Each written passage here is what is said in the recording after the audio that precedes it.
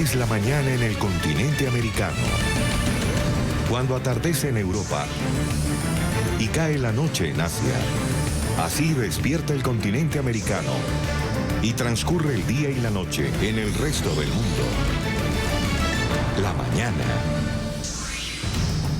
Bienvenidos a la mañana de NTN 24. Los saluda Natalia Falá. Un gusto estarlos acompañando el día de hoy. Vamos de inmediato a revisar la agenda informativa en materia internacional.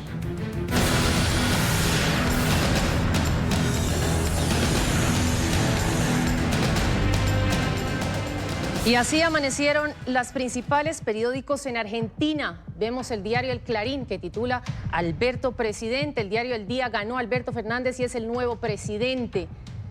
El siguiente diario, La Nación. Alberto Fernández, presidente, desde hoy negocia con Macri la transición. Fueron algunos de los títulos en las tapas de los diarios. También resaltaron la victoria en las urnas de Axel Kicillof, el nuevo gobernador de la provincia de Buenos Aires. Vamos a volver a construir la Argentina igualitaria y solidaria que todos soñamos. Ese es el compromiso que asumo. Y ojalá que quienes sean nuestros opositores en estos 4 años sean conscientes de lo que nos han dejado y nos ayuden a reconstruir el país de las cenizas que han dejado. Las encuestas efectivamente anticiparon lo que se venía para Argentina y en medio de un ambiente de polarización, Alberto Fernández, candidato del Frente de Todos, se llevó la victoria en las urnas en primera vuelta y con él pues el regreso del peronismo a Argentina. Fernández sucederá en el cargo a Macri a partir del próximo 10 de diciembre. Además de elegir presidente y vicepresidente, los argentinos también acudieron a las urnas para renovar parcialmente la composición del Congreso, donde estaban en juego 130 escaños en la Cámara de Diputados y 24 en el Senado.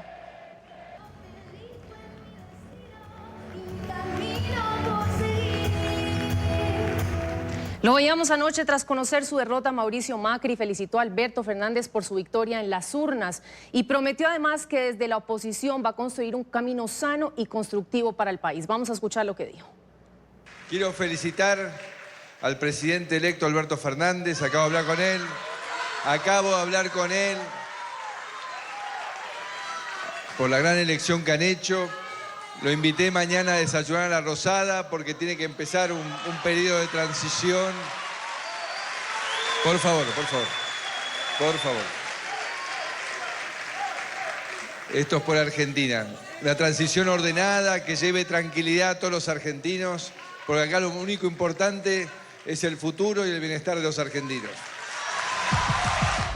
Y vamos a revisar a continuación el escrutinio en Argentina. Con el 97,92% computado, el partido Frente de Todos de Alberto Fernández alcanza el 48,10% de los votos, mientras que la fórmula oficialista de Juntos por el Cambio, liderada por Mauricio Macri, obtiene el 40,38%.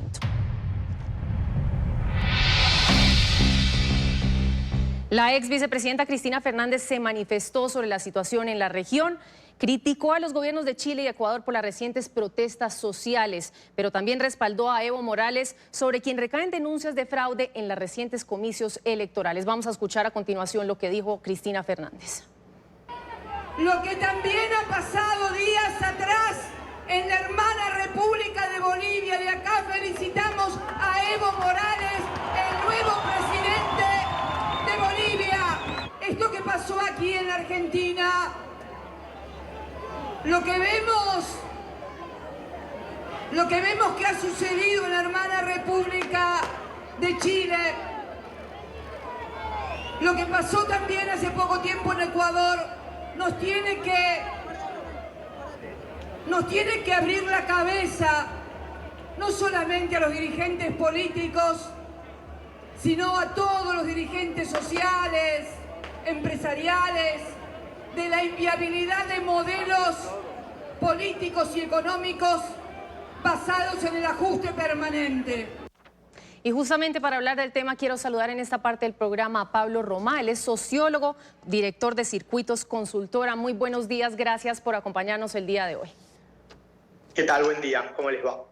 Bueno, comienzo preguntándole ¿Qué les atrajo tanto a los votantes de esta propuesta peronista y cuál diría usted fue la razón por la que Macri perdió una segunda oportunidad para liderar el país?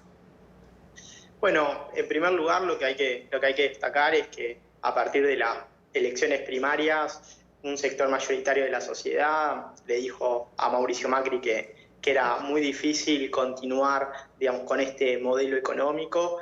Creo que eso es una de las principales razones.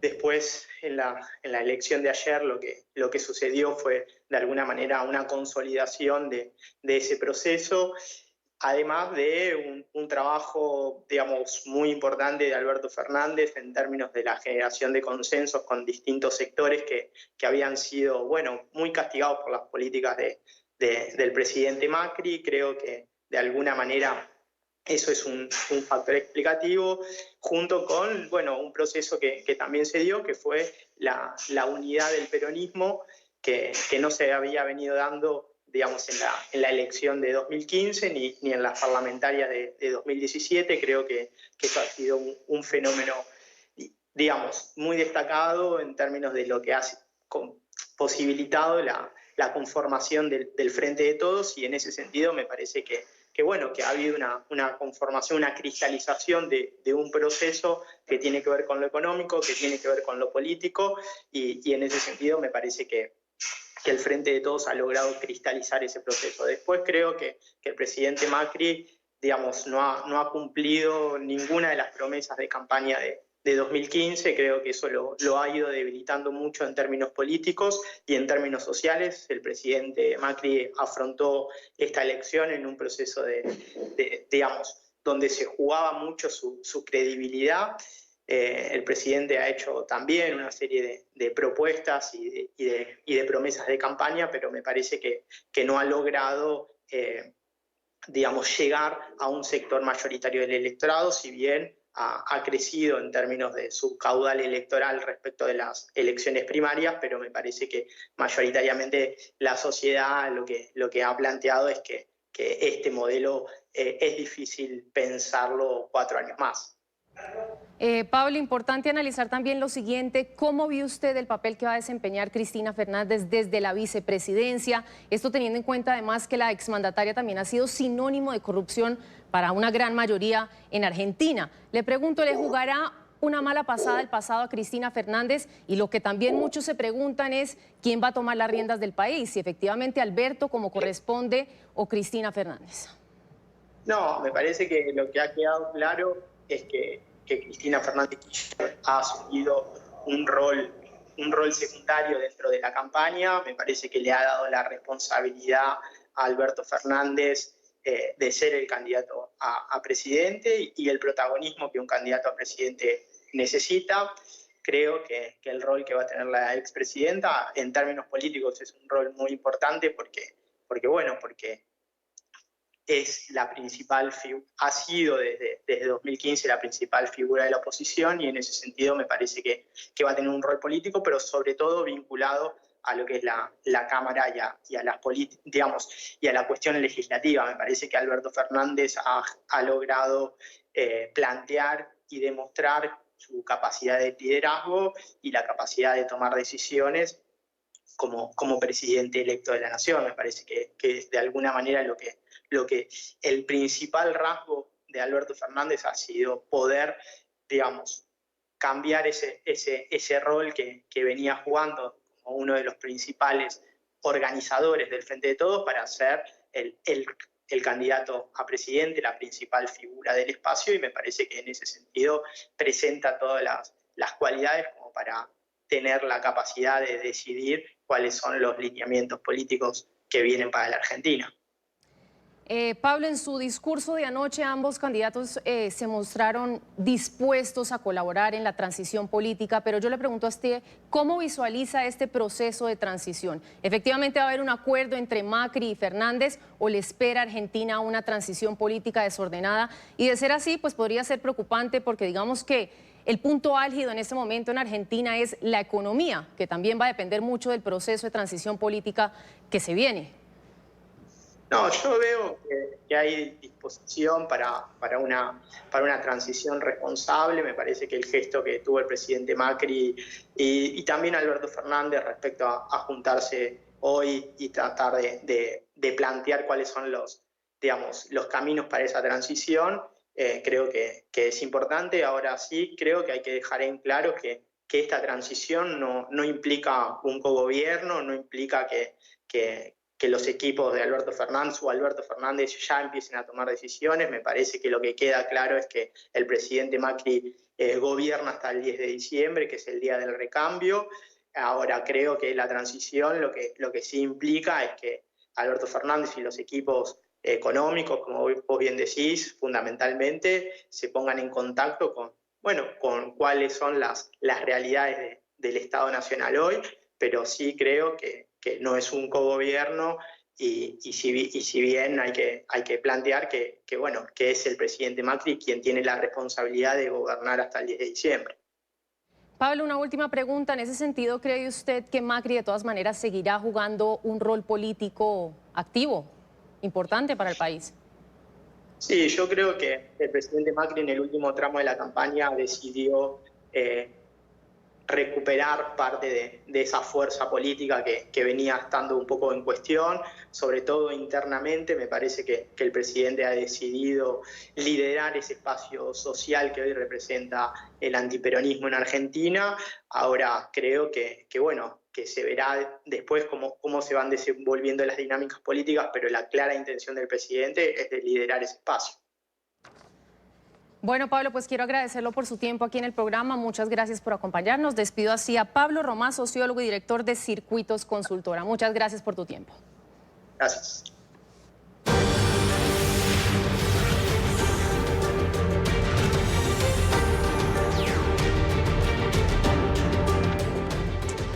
Bueno, y continuamos con otra de las noticias internacionales del momento. Uruguay, por supuesto, los uruguayos deberán definir a su próximo presidente en un balotaje que se llevará a cabo el próximo 24 de noviembre.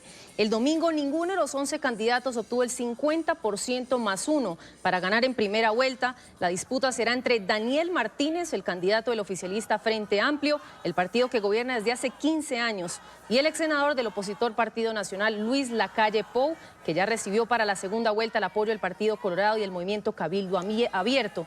El actual presidente Tabaré Vázquez espera entregar el cargo a su sucesor en marzo de 2020.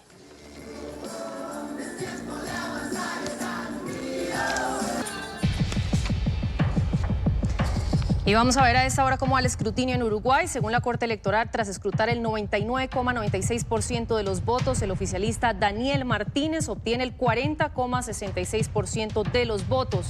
Le sigue Luis Lacalle Pou con 29,68% de los sufragios.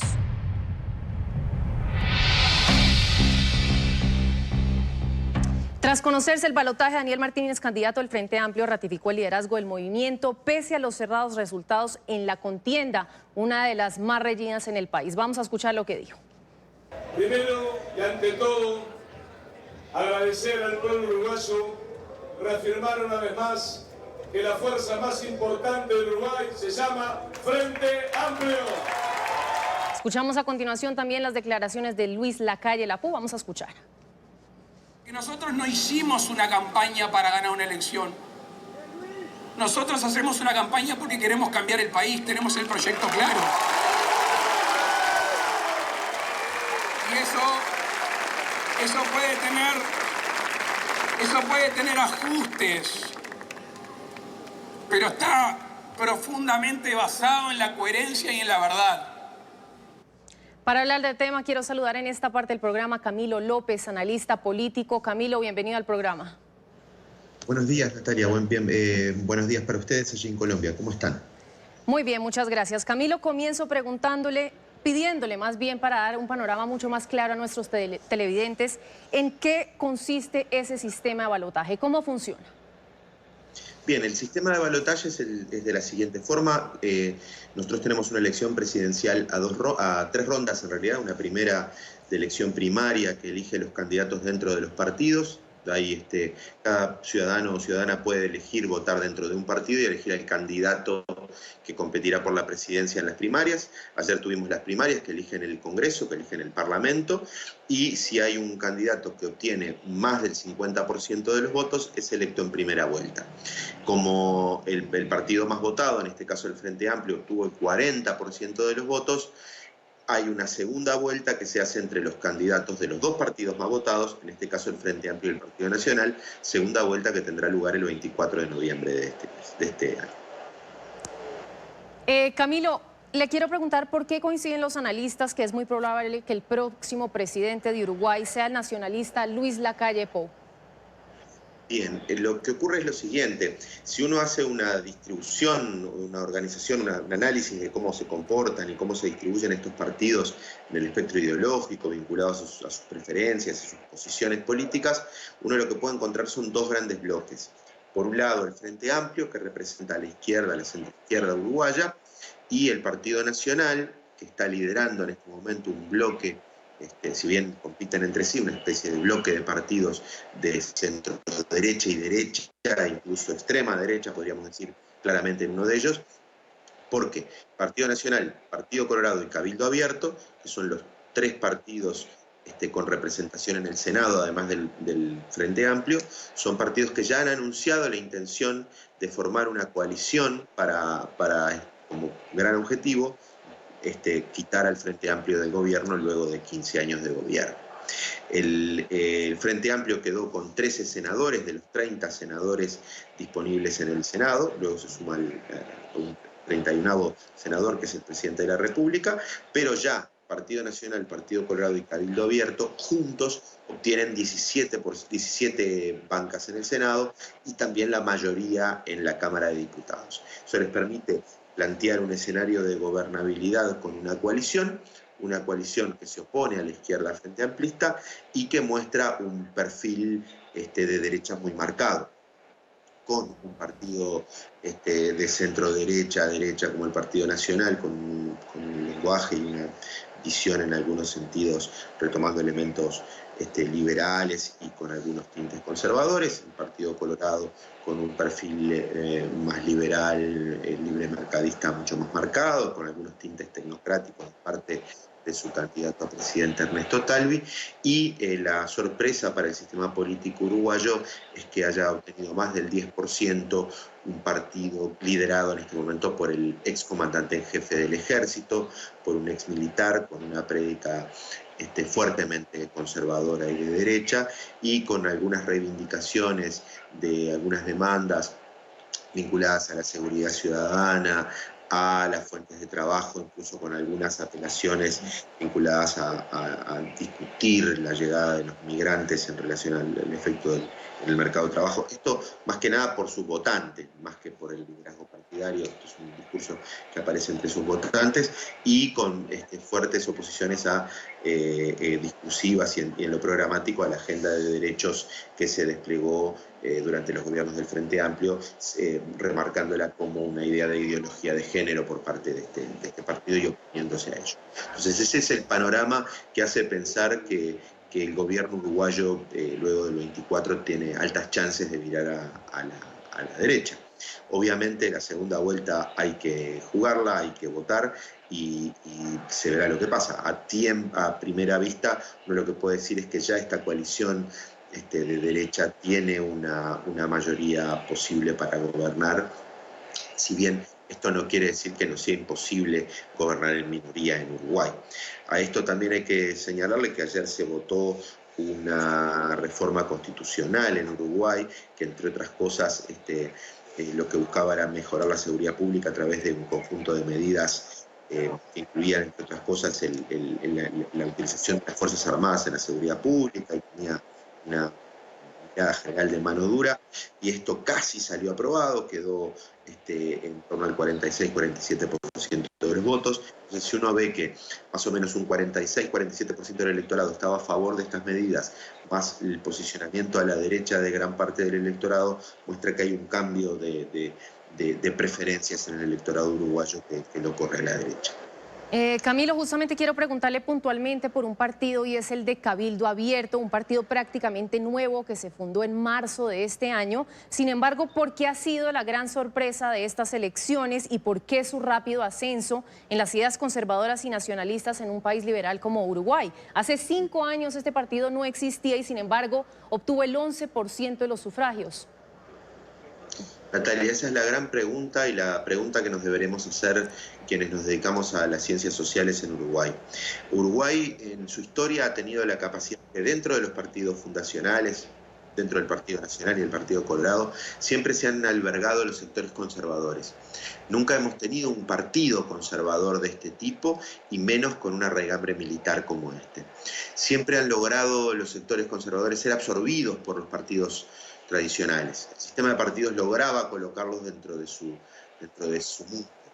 Y sin embargo, ahora por primera vez este partido logra una representación propia y logra tener una posición propia de visibilidad. Esto es sumamente sorprendente y creo que nos demanda a los uruguayos empezar a pensarnos de una forma mucho menos excepcionalista en relación a la calidad de nuestra democracia y en relación a cómo vemos los procesos políticos. Si muchas veces señalamos que partidos con posiciones muy a la derecha, candidatos que incluso discuten principios, ya no diría de la socialdemocracia o de la izquierda, sino del liberalismo político, y discutimos a un Bolsonaro, discutimos la democracia en Polonia, en Hungría, hablamos de estos movimientos de derecha. Deberemos empezar a preocuparnos por lo que ocurre en Uruguay y como un partido conservador de derecha con una posición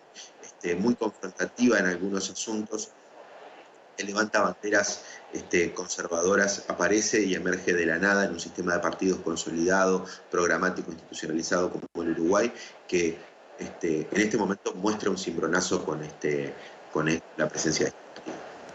Camilo, y quiero ahondar en un último tema y tiene que ver con la seguridad, que sin duda preocupa mucho hoy por hoy a los uruguayos. La semana pasada veíamos que unas 80 organizaciones sociales convocaron a marchas en Montevideo contra el proyecto de reforma constitucional llamado Vivir sin Miedo, que busca precisamente que los militares se encarguen de la seguridad interna del país. Yo le pregunto a usted, ¿cómo afecta o qué trae para el país una medida como estas?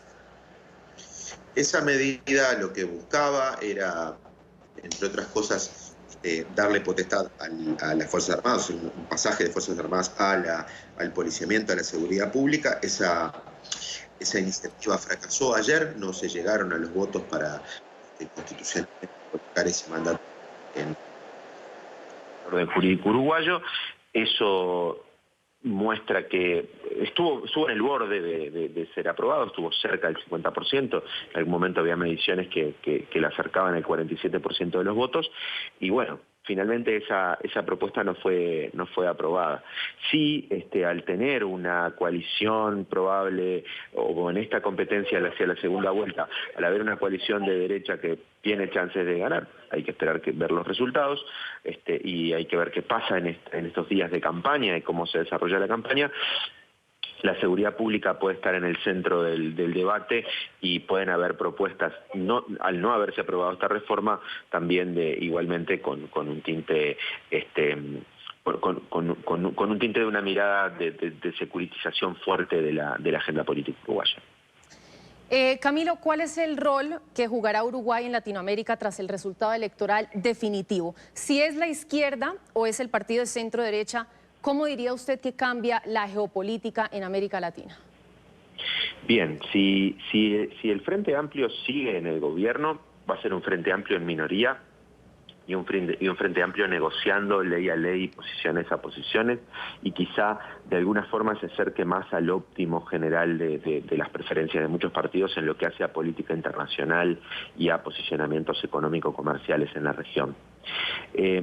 Eso es lo que uno podría decir si tuviéramos al Frente Amplio en el gobierno, un Frente Amplio que podría tener una mejor relación con la Argentina de Alberto Fernández y por lo tanto en el marco del Mercosur tener posiciones que contrabalanceen posturas brasileñas, pero si el triunfo fuera de la derecha uruguaya, de esta coalición de derechas, realmente uno podría pensar que el péndulo de Uruguay podría en algunos sentidos acercarse más a Brasil, ya que Brasil se ha colocado hace poco tiempo, en realidad el inicio del mandato de Bolsonaro, pero en los últimos días ha sido más enfático con la idea de flexibilizar el Mercosur y de tener posiciones más liberalizantes. Esto también lo va a colocar a Uruguay en el sistema internacional en términos de alta política con una posición diferente, por ejemplo, en relación a la crisis que ocurre política en Venezuela, ¿no? Si bien todos los partidos en Uruguay tienen una posición crítica y conocen y consideran al gobierno de Maduro como una situación no democrática, sin embargo, las formas de tramitar una mejor resolución de esa crisis es diferente por parte de los partidos. Y por lo tanto, ahí en este caso el Partido Nacional tiene posiciones menos dialoguistas o menos multilateralistas como las que ha planteado el Frente Amplio, teniendo una mirada más agresiva sobre la situación en Venezuela. Pues quiero agradecer a Camilo López, analista político, por acompañarnos hoy en el programa. Camilo, muchas gracias por tu tiempo. Muy buen día. Gracias a ustedes.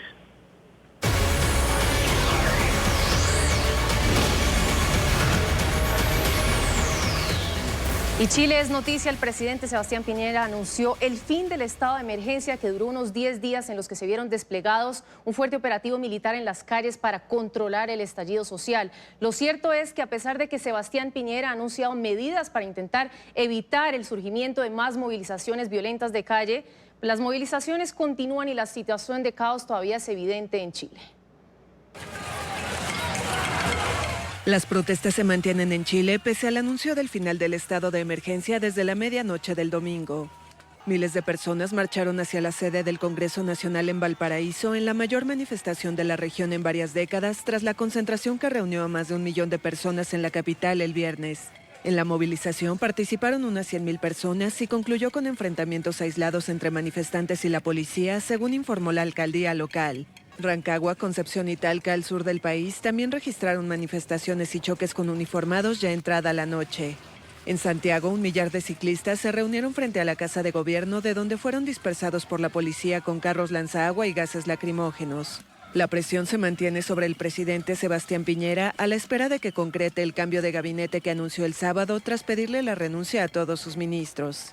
Se espera también la aplicación de medidas que complementen el paquete que dio a conocer a mediados de semana para atender a demandas sociales relacionadas con educación, pensiones y pobreza, entre otras. Las protestas iniciadas el 18 de octubre se saldan hasta ahora con 20 muertos, 5 de ellos responsabilidad de agentes del Estado, entre denuncias de violación a derechos humanos que esperan la verificación de una misión de la ONU y de Amnistía Internacional. En redes sociales ya se convocó a 2 nuevas manifestaciones para lunes y martes frente a la Casa de Gobierno. Vamos a revisar a continuación otras noticias importantes en materia internacional. El domingo en Colombia se celebraron elecciones regionales, eligieron a gobernadores y alcaldes, entre otros cargos de elección popular.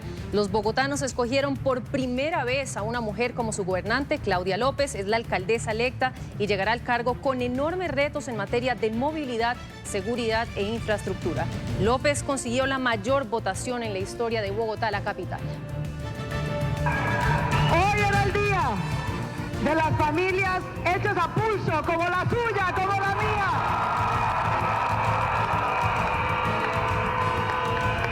Sabíamos, siempre supimos, que solo si nos uníamos podíamos ganar.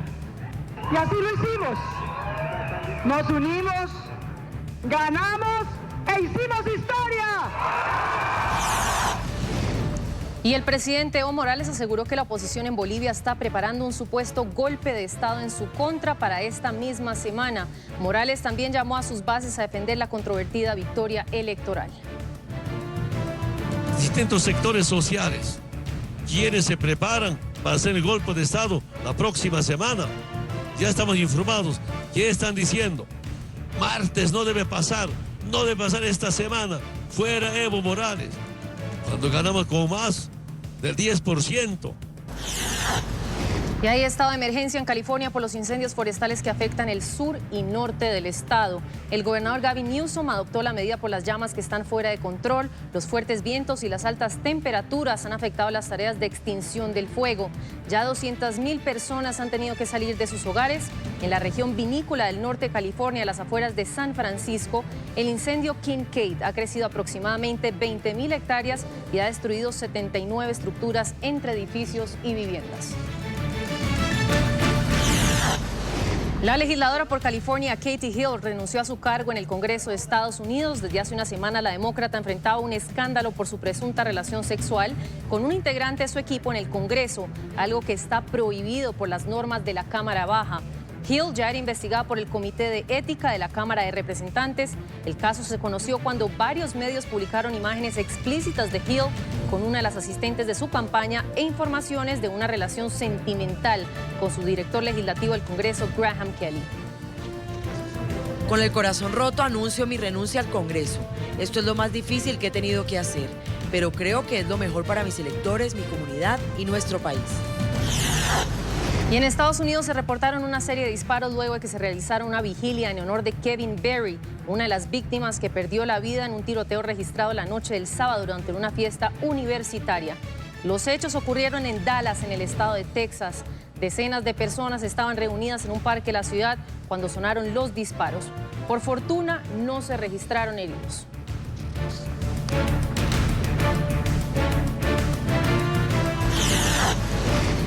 Y el presidente de Estados Unidos, Donald Trump, se tomó una pausa en medio de la agitada agenda de las últimas semanas. El republicano asistió a un partido de béisbol en la ciudad de Washington, en donde estuvo acompañado por su esposa, Melania. La presencia del mandatario llamó la atención de los miles de espectadores que estaban en el estadio. Los aficionados saludaron al magnate y comenzaron a tomarle fotos a la distancia, mientras él se levantó de su asiento para saludarlos.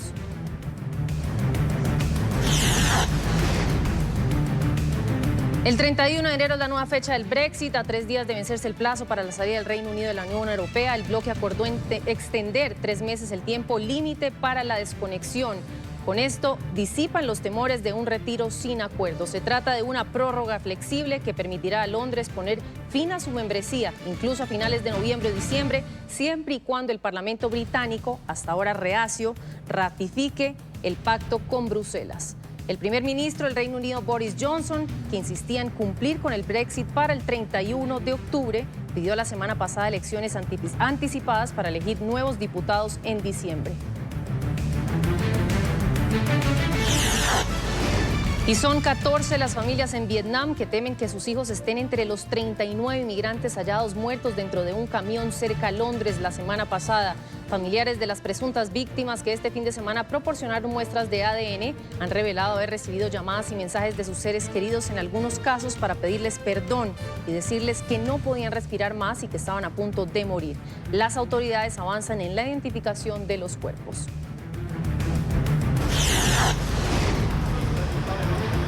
Y el conductor del camión frigorífico encontrado en el condado inglés de Essex está citado ante una corte este mismo lunes. Maurice Robinson, un irlandés de 25 años en custodia de las autoridades, fue acusado el sábado de 39 cargos de homicidio involuntario, trata de personas, ayuda a la inmigración ilegal y blanqueo de dinero. Entre tanto, la policía británica confirmó el arresto de otro hombre en Dublín, la capital de Irlanda, sospechoso en el marco de las investigaciones de este mismo caso.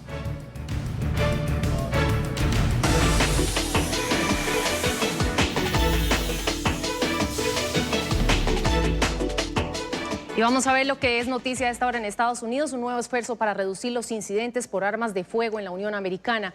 El gobierno de Nueva York busca que los ciudadanos ejerzan presión sobre nuevas leyes de control de armamento. El reporte a esta hora con nuestro periodista Alejandro Rincón. Alejandro, muy buenos días, adelante con su reporte.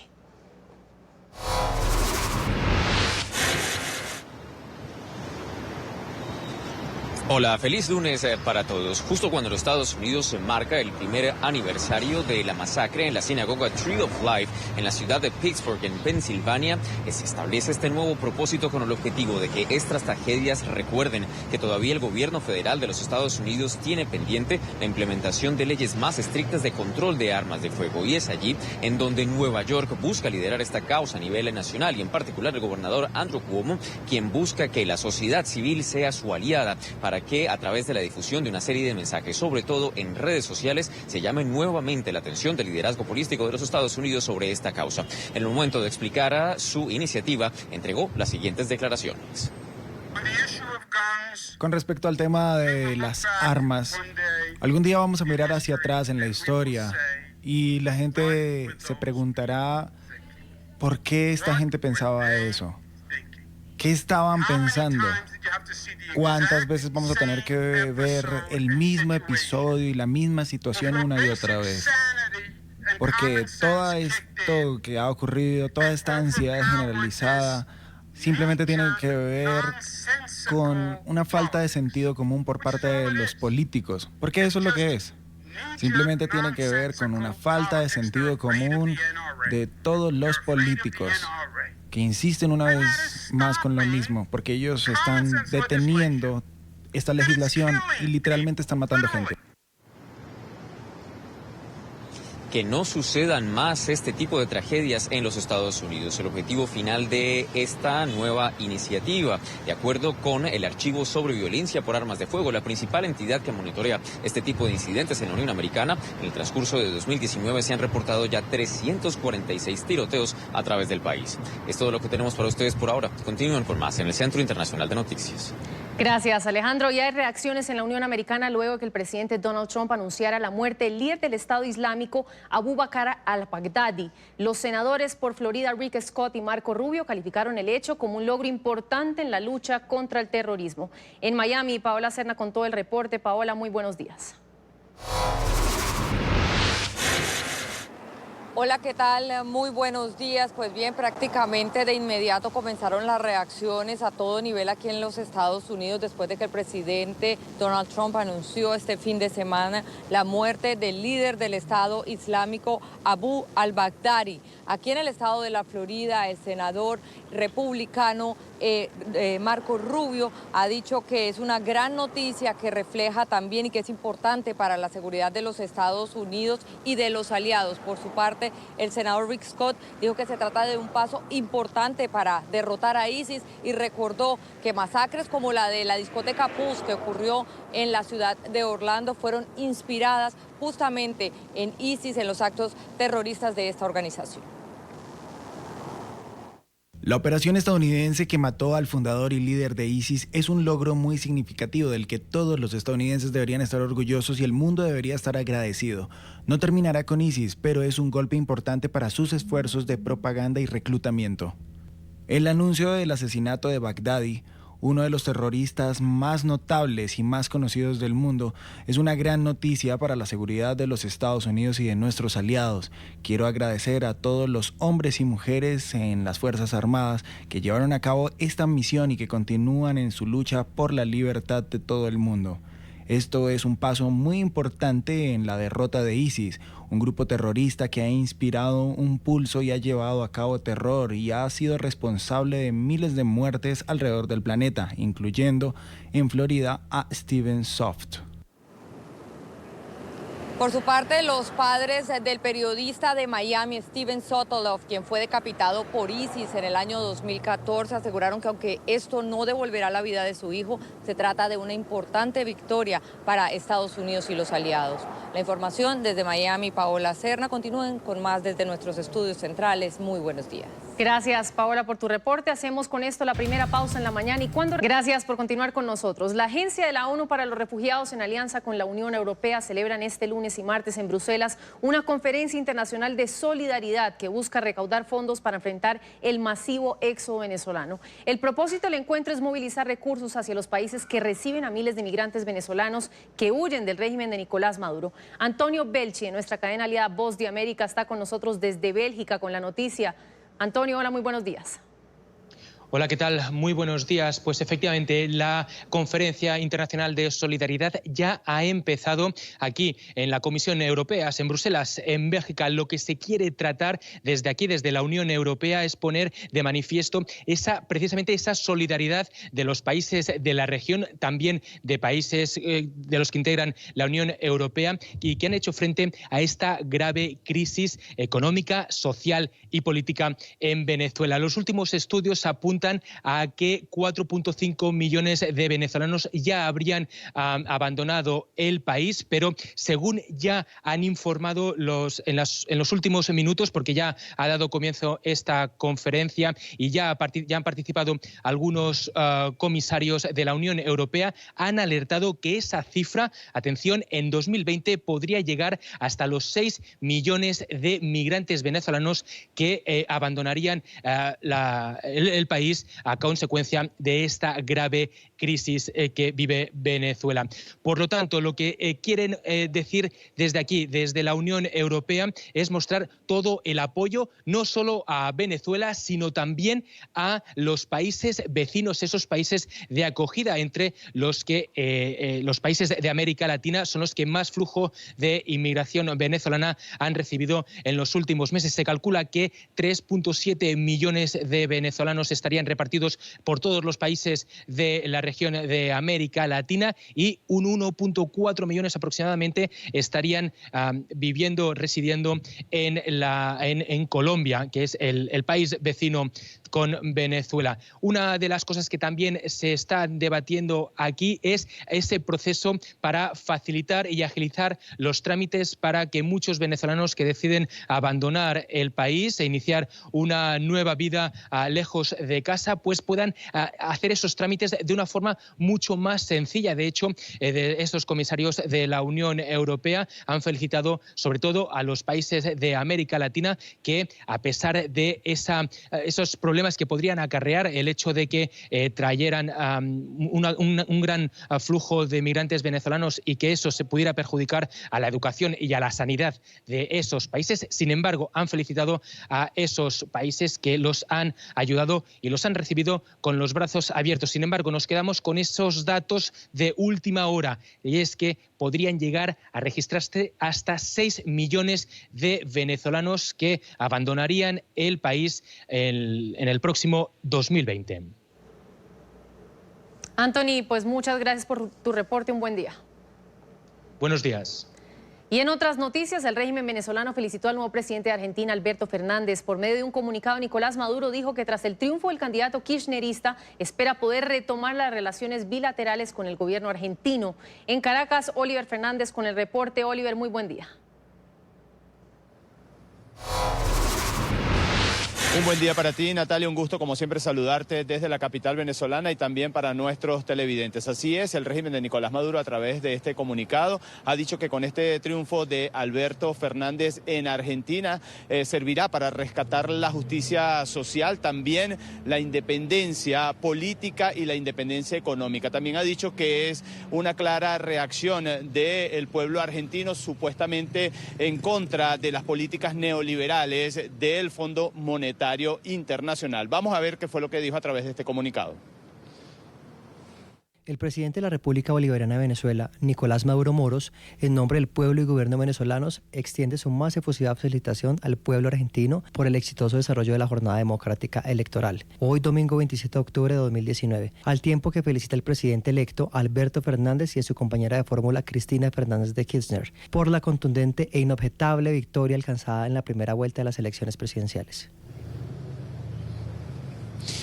Natalia, hasta ahora el presidente encargado de Venezuela, Juan Guaidó, no se ha pronunciado sobre el triunfo de Alberto Fernández en Argentina. Sin embargo, los partidos políticos de oposición hoy sostendrán algunas ruedas de prensa y esperemos entonces que en las próximas horas, en los próximos minutos, se pronuncie el presidente encargado de Venezuela en relación cómo serán entonces las relaciones de Argentina con Venezuela. Es la información que nosotros podemos aportar a esta hora desde la capital venezolana. Volvemos contigo a la mañana de NTN 24. Oliver, gracias por tu reporte, un buen día. Y vamos de nuevo a un corte a comercial y gracias por continuar con nosotros en el programa La Mañana. Avanzamos a esta hora con más noticias internacionales. Alberto Fernández será el próximo presidente de Argentina tras la primera vuelta electoral del domingo. El ex jefe de gabinete del kirchnerismo superó en los comicios al presidente Mauricio Macri, quien buscaba la reelección. Fernández sucederá en el cargo a Macri a partir del próximo 10 de diciembre. Además de elegir presidente y vicepresidente, los argentinos también acudieron a las urnas para renovar parcialmente la composición del Congreso, donde estaban en juego 130 escaños en la Cámara de Diputados y 24 en el Senado. Vamos a volver a construir la Argentina igualitaria y solidaria que todos soñamos. Ese es el compromiso que asumo. Y ojalá que quienes sean nuestros opositores en estos 4 años sean conscientes de lo que nos han dejado y nos ayuden a reconstruir el país de las cenizas que han dejado. Tras conocer su derrota, Mauricio Macri felicitó a Alberto Fernández y lo invitó este lunes a la Casa Rosada para empezar a planificar la transición. Además, prometió construir una oposición sana y constructiva. Quiero felicitar al presidente electo Alberto Fernández. Acabo de hablar con él por la gran elección que han hecho. Lo invité mañana a desayunar a la Rosada porque tiene que empezar un periodo de transición. Por favor. Esto es por Argentina. Una transición ordenada que lleve tranquilidad a todos los argentinos, porque acá lo único importante es el futuro y el bienestar de los argentinos. Argentina ha elegido mal. Atención, porque estas fueron las palabras del presidente de Brasil, Jair Bolsonaro, al ser consultado sobre la victoria electoral de Alberto Fernández en Argentina. En un tono desafiante, el ultraderechista condenó la relación del nuevo presidente argentino con el expresidente brasileño Luis Ignacio Lula da Silva, quien cumple, recordemos, una condena en prisión por corrupción. Bolsonaro también dijo que no felicitará a Fernández hasta conocer su posición con la relación a Brasil. Lamento. No tengo bola de cristal. Lo lamento, no tengo una bola de cristal, pero yo personalmente creo que Argentina ha elegido mal. Primero Fernández apoyó a Lula libre, había dicho que está preso injustamente, pero bueno, ahora mismo ustedes han visto todo lo que ha hecho la izquierda allá. No pretendo parabenizar. No pretendo felicitarlo y nosotros por ahora no vamos a hacer nada de eso al respecto. Me gustaría y elijo esperar un tiempo para ver la posición que él vaya a asumir y también para ver lo que esté pasando. Y los uruguayos deberán definir a su próximo presidente en un balotaje que se llevará a cabo el próximo 24 de noviembre. El domingo ninguno de los 11 candidatos obtuvo el 50% más 1 para ganar en primera vuelta. La disputa será entre Daniel Martínez, el candidato del oficialista Frente Amplio, el partido que gobierna desde hace 15 años en el país, y el ex senador del opositor Partido Nacional, Luis Lacalle Pou. El actual presidente, Tabaré Vázquez, espera entregar el cargo a su sucesor en marzo del año 2020. Primero y ante todo, agradecer al pueblo uruguayo, reafirmar una vez más que la fuerza más importante del Uruguay se llama Frente Amplio. Porque nosotros no hicimos una campaña para ganar una elección. Nosotros hacemos una campaña porque queremos cambiar el país, tenemos el proyecto claro.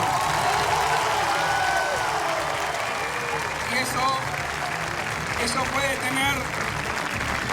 puede tener ajustes, pero está profundamente basado en la coherencia y en la verdad. Y el domingo en Colombia se celebraron elecciones regionales, se eligieron a gobernadores y alcaldes, entre otros cargos de elección popular. Los bogotanos escogieron por primera vez a una mujer como su gobernante. Claudia López es la alcaldesa electa y llegará al cargo con enormes retos en materia de movilidad, seguridad. López consiguió la mayor votación en la historia de Bogotá, la capital. Hoy era el día de las familias hechas a pulso, como la suya, como la mía.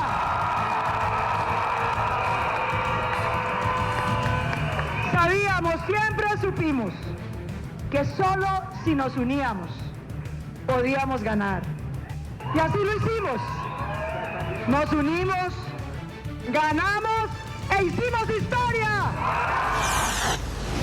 Estado de emergencia en California por los incendios forestales que afectan el sur y norte del estado. El gobernador Gavin Newsom adoptó la medida por las llamas que están fuera de control. Los fuertes vientos y las altas temperaturas han afectado las tareas de extinción del fuego. Ya 200,000 personas han tenido que salir de sus hogares en la región vinícola del norte de California, a las afueras de San Francisco. El incendio Kincade ha crecido aproximadamente 20,000 hectáreas y ha destruido 79 estructuras entre edificios y viviendas.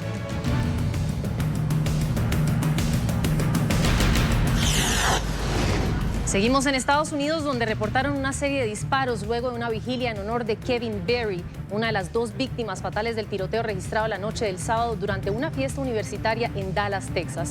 Decenas de personas estaban reunidas en un parque de la ciudad cuando sonaron los disparos.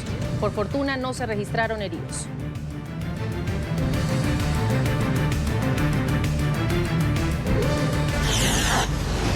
Y atención, porque el 31 de enero es la nueva fecha del Brexit. A 3 días de vencerse el plazo para la salida del Reino Unido de la Unión Europea, el bloque acordó extender 3 meses el tiempo límite para la desconexión. Con esto disipan los temores de un retiro sin acuerdo. Se trata de una prórroga flexible que permitirá a Londres poner fin a su membresía incluso a finales de noviembre o diciembre, siempre y cuando el Parlamento británico, hasta ahora reacio, ratifique el pacto con Bruselas. El primer ministro del Reino Unido, Boris Johnson, que insistía en cumplir con el Brexit para el 31 de octubre, pidió la semana pasada elecciones anticipadas para elegir nuevos diputados en diciembre.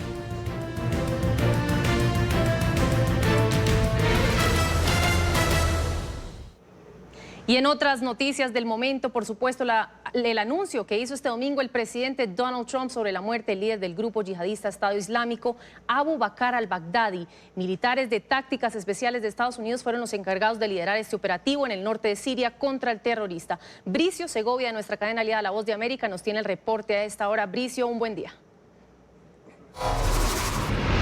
Buen día, Natalia. Efectivamente, un operativo del que vamos conociendo algunos detalles. Por ejemplo, sabemos que la decisión que tomó el presidente Donald Trump de retirar las tropas estadounidenses del norte de Siria tuvo que ver en la manera en la que se llevó a cabo este operativo por las fuerzas estadounidenses en esa misma región. Además, fuentes del Pentágono aseguran, eso sí, que no necesariamente la decisión del mandatario propició una aceleración de este operativo. Ahora bien, los resultados, según ya el gobierno estadounidense, es la muerte del que era considerado líder del grupo terrorista Estado Islámico, al-Baghdadi. Era, según el presidente estadounidense, el terrorista más buscado de todo el mundo. Ahora bien, algunas cosas a tener en cuenta. El que era líder de este grupo terrorista desde 2010 había sido dado por muerto ya en diversas ocasiones y después se había corroborado que no había sido el caso. Por lo tanto, en esta ocasión ya hay otros gobiernos que exigen a Estados Unidos pruebas de que efectivamente al-Baghdadi ha sido asesinado y, por ejemplo, Rusia es uno de estos gobiernos que está solicitando estas pruebas a Estados Unidos para cerciorarse. Estados Unidos además agradeció la cooperación de diversos gobiernos, como por ejemplo el de Siria, el de Turquía y el de la misma Rusia, que ahora pide estas pruebas a la hora de llevar a cabo este operativo. Un operativo que deja al grupo terrorista Estado Islámico sin un líder claro, al menos de momento, y sobre todo sin una región controlada. Al-Baghdadi desde el pasado marzo era fugitivo y por lo tanto tampoco el grupo terrorista Estado Islámico tenía un territorio del que tuviera poder exclusivo después de haber perdido tanto sus zonas en Siria y también Irak en el pasado. Ahora todos son dudas sobre cuál pueda ser el futuro de este grupo terrorista. Primero, por el liderazgo que queda vacío y segundo, también por ese territorio en el que aparentemente en el que se encontraba al-Baghdadi en el norte de Siria y del que el presidente Donald Trump ordenó el repliegue de tropas estadounidenses, quedando buena parte de este territorio con la frontera turca en control de las tropas sirias y también rusas. Por lo tanto, pendientes de cómo pueda evolucionar esta situación dentro de la propia organización terrorista y también a la espera de conocer nuevos detalles de este operativo. Sabemos que al-Baghdadi, según Estados Unidos, quedó atrapado en un túnel cuando era perseguido por las fuerzas estadounidenses y se inmoló con un cinturón que hizo él mismo explosionar, llevándose consigo a 3 niños que estaban en ese mismo túnel.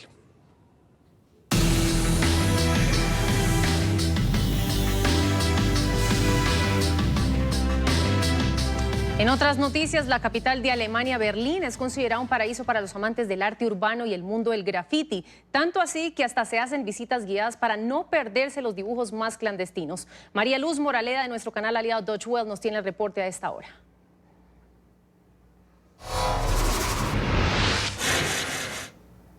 Buenos días, ¿qué tal amigos de la mañana? Un gusto saludarles. Son mucho más que simples grafitis. Estos artistas han logrado, gracias a técnicas 3D, generar auténticos murales que cambian la estética de un barrio y también nos invitan a pensar. Ese es el objetivo del colectivo de artistas berlineses Inner Fields. Ellos pintan imágenes críticas sobre nuestro estilo de vida digital desde los últimos 10 años con la irrupción del teléfono inteligente a todos los ámbitos de nuestra vida. Pueden ver en imágenes, por ejemplo, a un pescador capturado en internet en Hamburgo o a una María Magdalena enganchada a su teléfono en Wittenberg, la ciudad alemana de Lutero.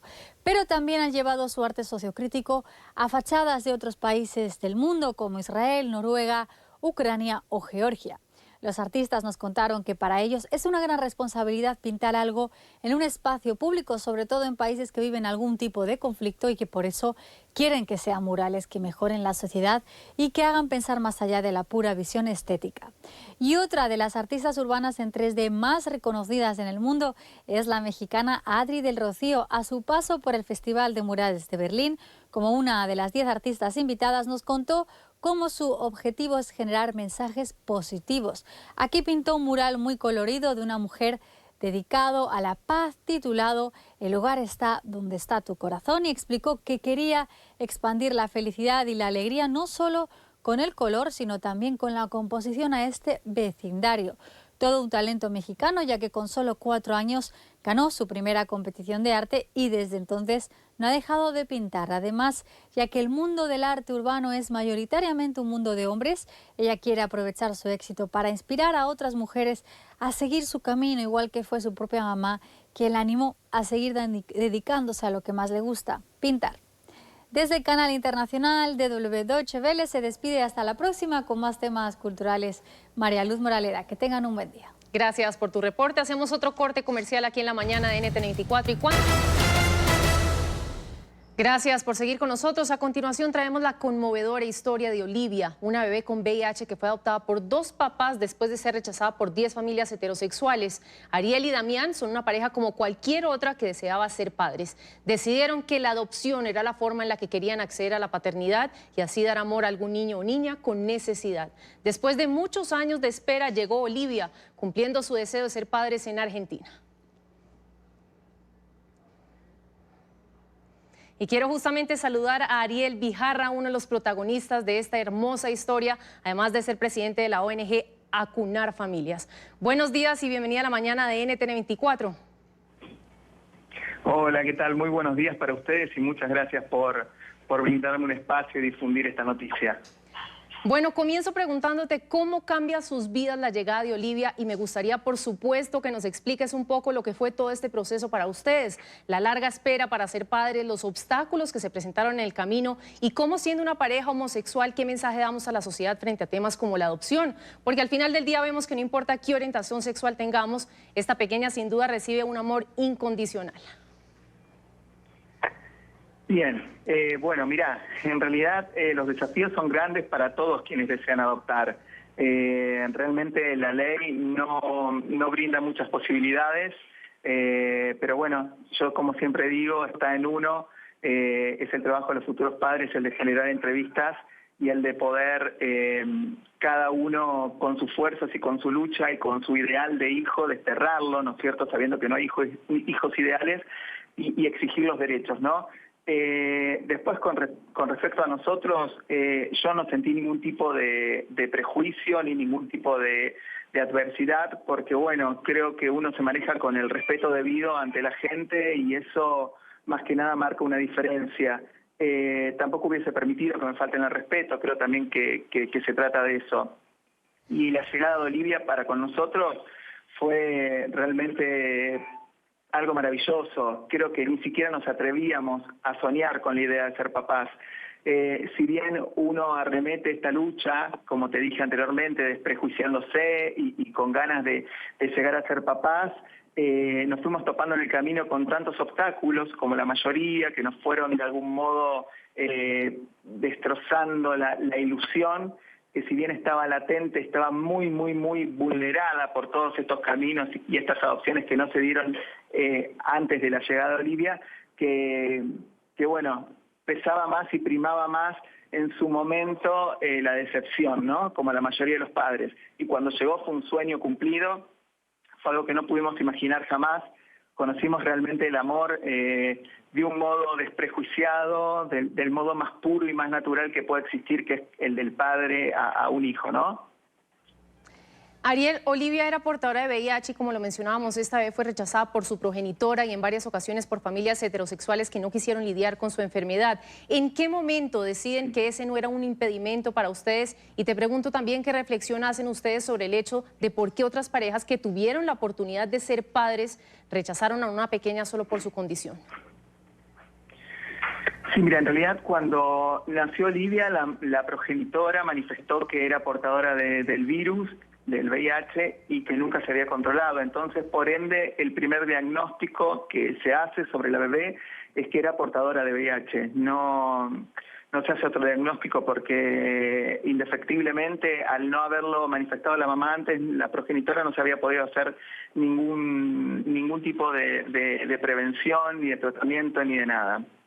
Cuando el juez nos llama, la primera llamada que tuvimos, que nos dice que había una bebé abandonada con 28 días en un hospital y que tenía VIH. Automáticamente nos lo manifiesta, a lo que para nosotros no fue un obstáculo. Primero porque trabajamos en salud y segundo porque sabemos que hay enfermedades que desgraciadamente no tienen cura, como el cáncer, que es una enfermedad que realmente mata, que realmente daña muchas vidas, y automáticamente dijimos que sí. Y bueno, y una vez de llegar al juzgado, de interiorizarnos así muy por arriba y de llegar a conocerla, realmente nos enamoramos. Y lo que nosotros pensábamos es, si bien pasaron, como decimos siempre, 10 matrimonios social, político y religiosamente correctos, que dijeron que no, heterosexuales, nosotros dijimos no la pudieron llegar a ver, porque si la ven se enamoran. Y bueno, nos enteramos que sí, que hubo 2 matrimonios que llegaron a verla, que la tuvieron en sus brazos y que dijeron que no. La cuestión es que Olivia se le hizo el tratamiento durante el año y medio, el tratamiento con el AZT, que es el mismo que el tratamiento para el adulto, no hay tratamiento pediátrico. Una guerrera de la vida que, por suerte, en el último laboratorio que se hace al año y medio, que es el ELISA, salió que no es portadora de VIH. Pero bueno, el diagnóstico estaba en un principio porque podía ser que sí, podía ser que no. No nos podían garantizar nada. Nosotros asumimos ese desafío en base al amor y las ganas de ser papás, ¿no? Ariel, aprovechando que ustedes han estado tan involucrados en este proceso de adopción, me gustaría preguntarte qué reflexión haces alrededor de todo este proceso. ¿Dirías que hay actos de discriminación que podrían eventualmente estar afectando la oportunidad de que un niño encuentre un hogar solo por tener algún defecto, alguna enfermedad?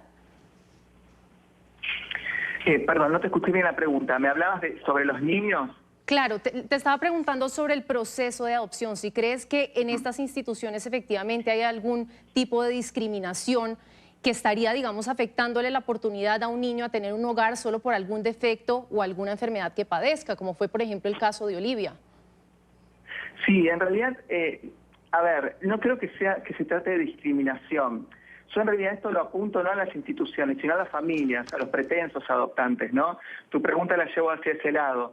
Creo que nosotros los adultos tenemos un ideal de hijo, ¿no? Y creemos en ese hijo ideal, que creemos que la adopción nos lo va a brindar. Nos va a brindar un hijo de tez blanca, un hijo de tez morena, un hijo con ojos claros, un hijo con ojos oscuros, que nos va a brindar el ideal que tenemos en nuestra cabeza. Y adopción es ni más ni menos que el camino y el acto de amor más grande, donde hay que desprejuiciarse y sacarse todo tipo de ideas, de ideales en realidad.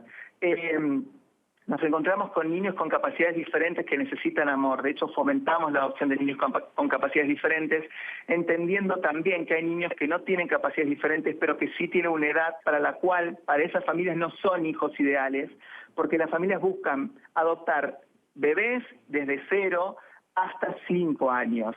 Y está la otra instancia, la otra cara de la adopción, que son los niños mayores a 6 años hasta la etapa adulta, hasta la etapa de la adolescencia, que la gente cree y está estigmatizado que si adopta un niño mayor, ese niño no se va a adaptar a su vida cotidiana, que ese niño va a ser ladrón, que ese niño va a ser drogadicto, que ese niño va a ser un niño violador, que va a ser un niño que va a tener...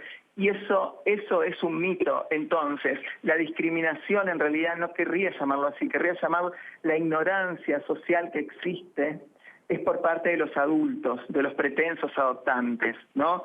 Por eso hay tantos niños en lista de espera que no son los ideales para las familias, que son niños mayores de 6 años, que están necesitando familias, y ahí es donde entra la ONG, ayudándolos a madurar la idea para que sepan que esos niños necesitan una familia, que son niños como cualquier otro, que necesitan afecto, que se conectan desde otro lado.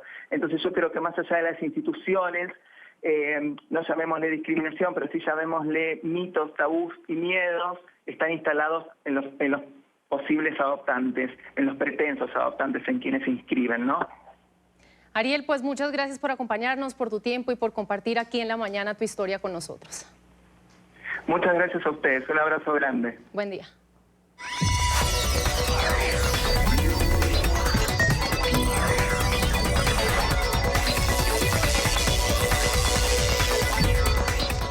Y avanzamos con la sección de Ciencia, Salud y Tecnología aquí en La Mañana de NTN24. Voy a saludar a Álvaro Dávila, que nos acompaña el día de hoy. Álvaro, hola, ¿cómo estás? ¿Qué nos traes para hoy? Hola Natalia, muchas gracias por la invitación. Y bueno, muy rápidamente vamos a hablar de una startup mexicana, se llama InverKids y tiene una única funcionalidad. Es una plataforma para educar a los niños y jóvenes en finanzas. Es enseñarles a cómo ahorrar y enseñarles a cómo manejar su dinero a largo plazo. Pero veamos el informe.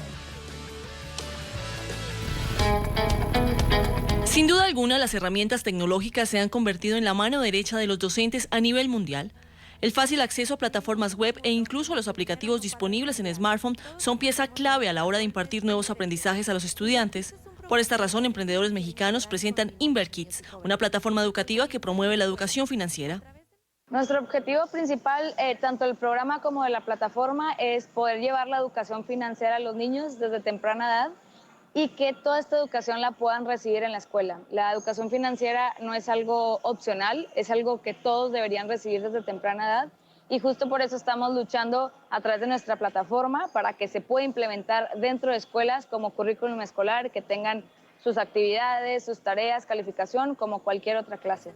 InverKids, además de presentar un modelo educativo que parte de capacitaciones para profesores y estudiantes, también maneja una estructura didáctica a través de juegos cognitivos. Se llama Wise and Rich. Este juego es básicamente el ciclo del dinero. Desde que el niño recibe su ingreso, ¿qué va a ir haciendo etapa con etapa? Decir, voy a ahorrar, voy a invertir, en qué voy a gastar, ocupo un préstamo, surgió un imprevisto.